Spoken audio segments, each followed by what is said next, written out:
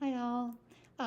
So sorry this is a little bit late, but hopefully you have enjoyed the first 50 pages of the Stone Gods and are ready to learn some more about Jeannette Winterson, who wrote this book. She was born in 1960, so she is still living, still writing. Really exciting author, writing really thought-provoking new stuff. So she has been given a lot of awards. She was named for the Most Excellent Order of the British Empire, which is that medal that she got on the right. And she was also named as a Fellow of the Royal Society of Literature, which is a pretty cool award as well. So she has received lots of awards, including the Lambda Award for best, I believe it's best fiction by a gay or lesbian writer. She also got the BAFTA award for her series, which was made from the first novel that she wrote, which I'll get to in a second. But first, a little bit about her childhood. So she was born in, she was born in Manchester and adopted in Manchester by parents who were members of the Elim Pentecostal Church. This church is against homosexuality. Based on my research about this particular denomination, they believe that it can be fixed or cured. They're also really big on evangelizing and speaking in tongues. They're a Pentecostal church, right? So Winterson actually began evangelizing at the age of 6. And this is the actual statement by the church that we have maintained a strong position against premarital, extramarital, and deviant sex, including homosexual and lesbian relationships, refusing to accept the loose moral standards of our society. We commit ourselves to maintaining this disciplined lifestyle with regard to our bodies, right? So imagine growing up in this tradition and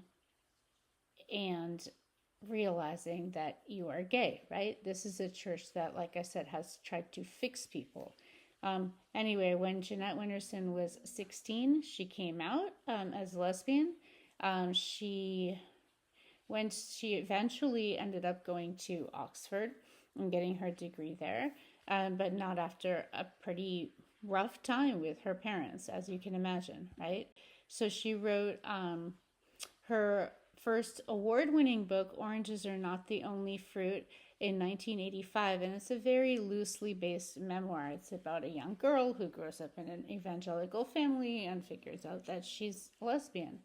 And Apple actually made it, BBC actually made it into a series, which unfortunately I can't get a clip of on YouTube, but they have this series on Apple TV, and I gave you the link just in case any of you want to watch it. It's only like a 3-part mini-series, so I was excited because we have Apple TV, so it's on my Thanksgiving list of things to watch.